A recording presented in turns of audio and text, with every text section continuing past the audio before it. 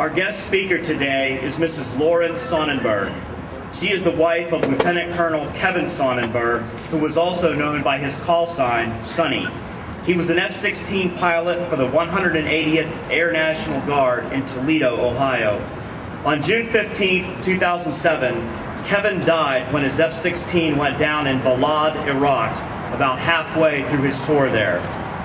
Lorin is here with us today as a Gold Star wife. She uses her experience as an educator to run the Sunny Smiles Foundation.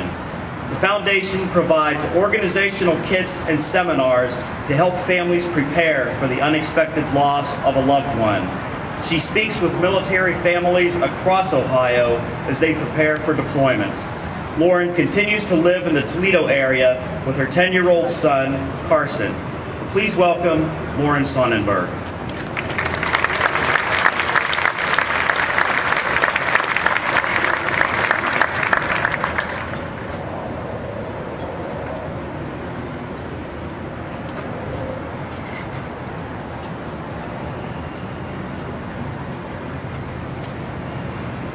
It was 3 a.m. on a warm May night when I walked my husband to the tarmac at the 180th Fighter Wing in Toledo, Ohio.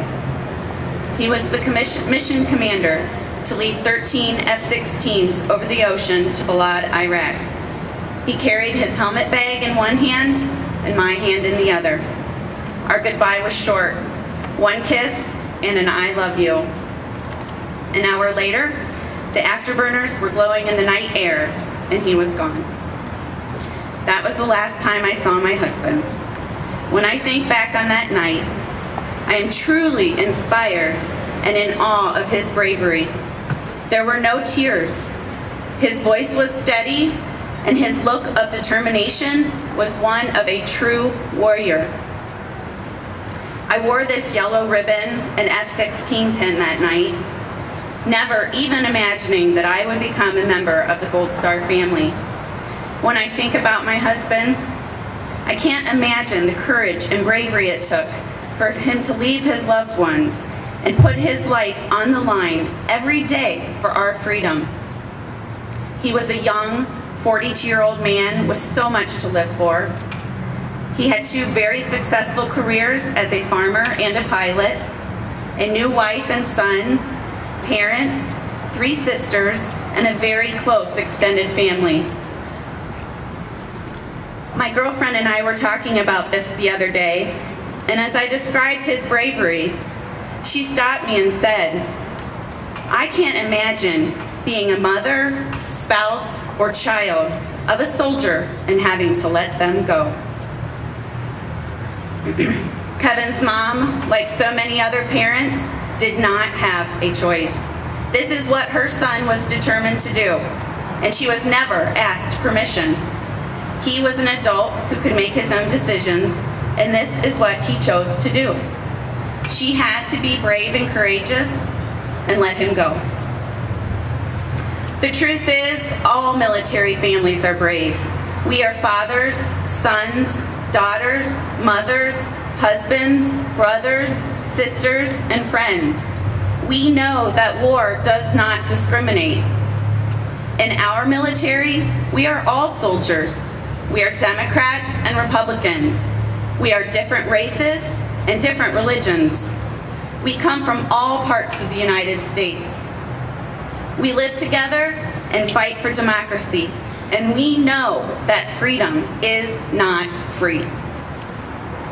After being invited to speak with you today, I asked myself, why me? Why was I chosen? Believe me, I am not the poster child for a grieving widow. I have bad days, really bad days. I get angry, bitter, sad, and lonely. But do you know what?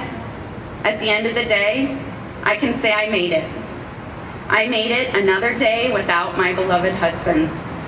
I leaned on my family and friends for support, and I made it.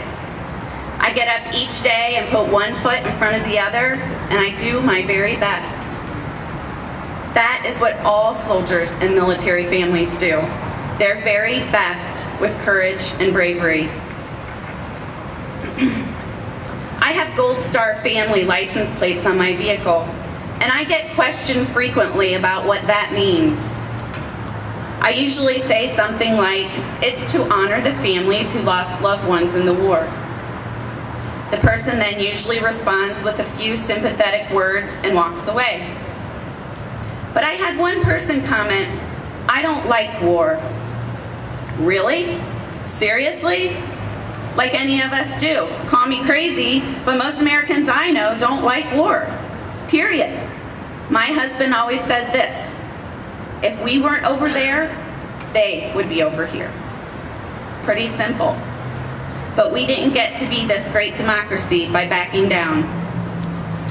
3 years ago, my son and I had the privilege to attend our first Snowball Express convention in Anaheim, California. Snowball Express is a nonprofit organization that provides an all-expense-paid long weekend vacation to the spouses and children of our fallen soldiers. Another military widow and her 3 children approached me in the airport, and an instant friendship began. It was then that I realized that I was not alone.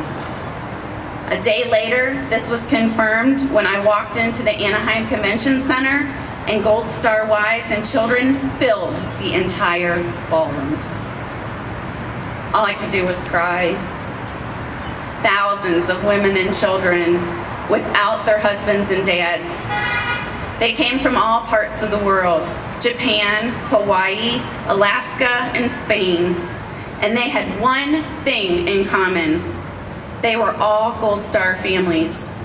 Strong and courageous women and children who gave their hero for the price of freedom. These women and children know and understand that Memorial Day is not about barbecues and sales at home improvement stores. They spend their Memorial Day weekends honoring their husbands and fathers and thanking God for the courage to live every day with complete gratitude, to live in the land of the free and the home of the brave. These Gold Star families understand that it is up to us, our politicians, veterans, and neighbors, to remind our country that freedom is not free. It is up to us to fly our flag high, not just on Memorial Day, but 365 days of the year.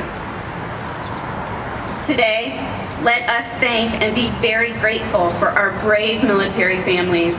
We live every day with determination and a deep love for our country. I am truly honored to be here today, and I thank everyone in attendance for supporting our military.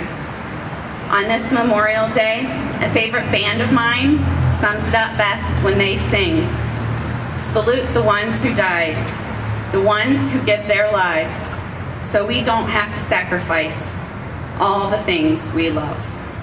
Thank you, and God bless America.